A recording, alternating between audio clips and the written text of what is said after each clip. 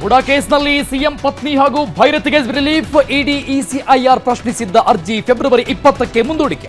ಆಕ್ಷೇಪಣೆ ಸಲ್ಲಿಸಲು ಇಡಿ ವಕೀಲರಿಗೆ ಅವಕಾಶ.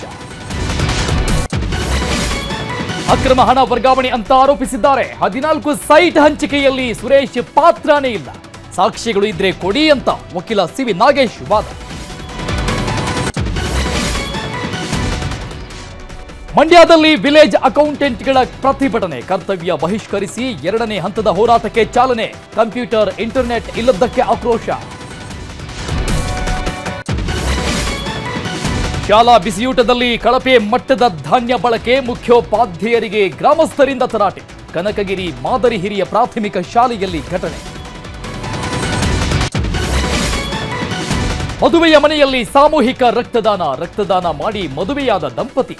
ಶಿವಮೊಗ್ಗದ ಗುಡ್ಡೇಕಲ್ ಕಲ್ಯಾಣ ಮಂಟಪದಲ್ಲಿ ವಿಶೇಷ ಮದುವೆ.